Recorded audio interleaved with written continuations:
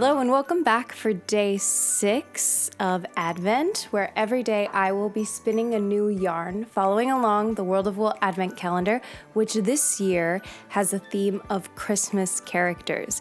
Yesterday, our yarn was called Loathe Entirely, based on the character of the Grinch, and it was just this really fun, kind of sophisticated, solid green fiber, and I paired it with this really, really bright red that I had, which gives this really ugly Christmas sweater look to the final stocking that I think is so on brand for the Grinch. It makes me think specifically of this scene from the Jim Carrey movie, so I think that looks great. So I'm gonna hang it up behind me. Day 5 is done. And let's find out what our character for the day is. For day 6, our blend is called Jack Frost, and our blend is made up of len, L-L-E-Y-N, a fiber that I have not heard of, merino, and stellina. So Jack Frost is kind of the bringer of winter in the cultural context. So I think we might be seeing our first mostly white or very pale blue yarn. That makes me think of those icy colors. And our stellina, I would choose maybe like a blue or a gold stellina. So let's see what is in here.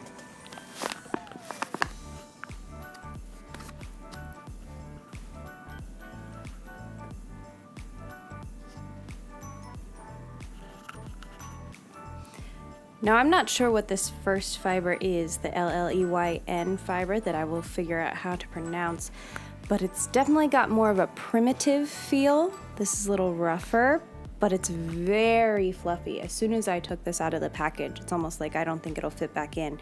It fluffed up. But I think that fiber gives it a very icy feel. It's got kind of a sharpness to it, and the stellina is this shifty color stellina. It kind of shifts from roses to light greens to blue. It's really lovely. And it's definitely giving Jack Frost vibes. It's exactly the kind of thing that I had pictured in my mind. So let's see what World of Wool has to say about the blend they made today. This is our page for Jack Frost. Our blend here is 50% len, the fiber I don't know how to pronounce, 46% merino, and 4% stellina. There were so many options with this character. Jack Frost has appeared in many films, songs, and cartoons over the years, but we were drawn right back to his first origins in folklore and traditional tales. The first mention of him in writing was in 1734, and there have been winter characters and customs dating back to Anglo-Saxon and Norse times. He is said to leave frost and cold weather in his wake as he moves the seasons from autumn to winter, and has often been seen as a variation of Old Man Winter, who does the same thing. For this blend, we wanted to recreate the cool shades of winter and add just a hint of sparkle to represent the sun glinting off the frost. We started with len, a breed that is used as the more harsh winter of the Len Peninsula in Wales. As this breed is hardier, the fiber isn't ultra soft, so we added some merino dream and natural gray merino to improve the handle slightly, but also to bring in those classic chilly colors. The glitter effect added by our icicle glitter blend is just enough to be present without detracting from the color as a whole.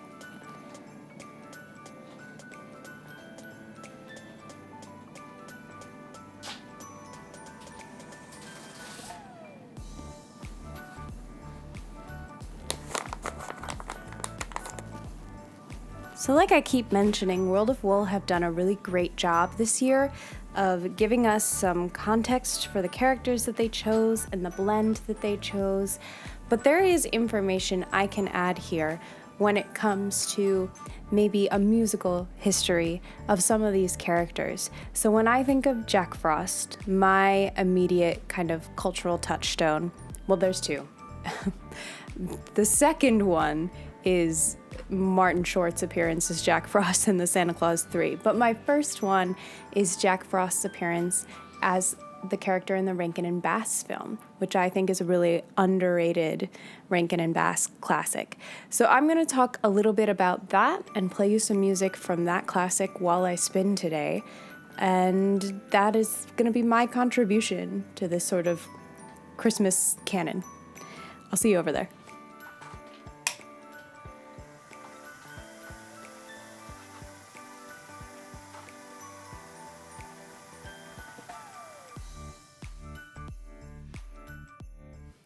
So like I said, one of my favorite iterations of the Jack Frost character comes from the 1979 Rankin and Bass stop animation film, Jack Frost, which, again, I think it's just it's not really a Christmas tale, I guess. It's more of a Groundhog Day tale, actually.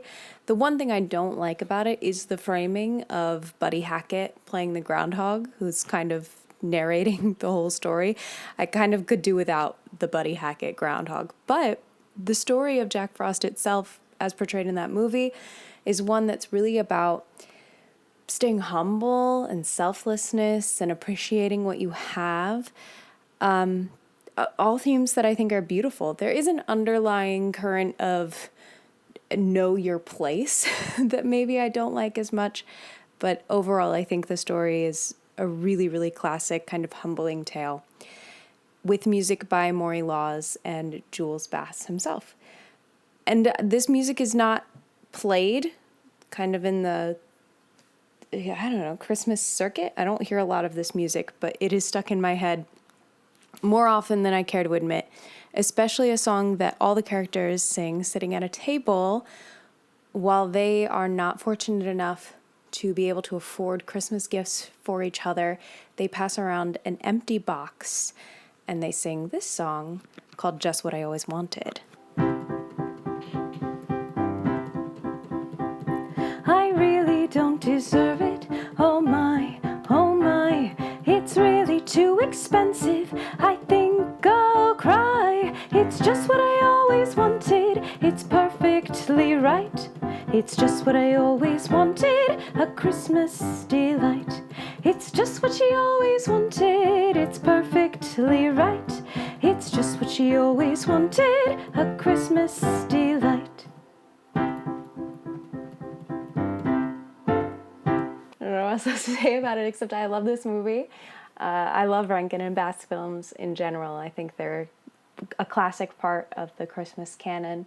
And they're really timeless. They're kind of beautiful in their timelessness. And if you wanted to take yourself on kind of a weird deep dive, there's sort of a lost media element to the actual felted figures themselves. So you can look into that. I haven't done research. I've just watched too many YouTube videos about it. But I really love these classic characters, and the story of their restoration and being found is really fascinating. So I suggest you look into that if the Rankin and Bass characters are interesting to you at all. And I hope you enjoyed my rendition of a song that no one remembers. And here's our final yarn for day 6, Jack Frost. It did, scrunch up just as much as I thought it would.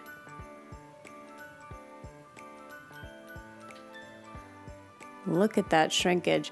It's really lofty. You can see all of the plies. They're really clean, really clear.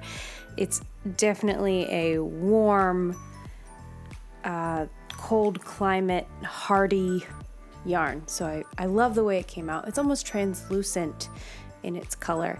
And the Angelina or the Stellina that's in here, depending on the light, will shift from this kind of green glow to this pinkish, almost orangish glow. It reminds me a lot of the way that snow looks in real life. It has that sort of iridescent quality to it. I think there are a lot of colors that would look nice in contrast with this yarn, but I'm gonna go with blue because I feel like I said yesterday that I don't think blue is going to get a lot of chances to shine in this advent calendar. And I think here with that light blue from the Jack Frost yarn, we are going to get a good contrast there. I also considered the yellow. I think the yellow would look really nice here, but I think I'm going to go with that classic Jack Frost dark blue, light blue combination for our day 6 stocking. So we'll see how that turned out tomorrow for day 7. I will see you there. Bye.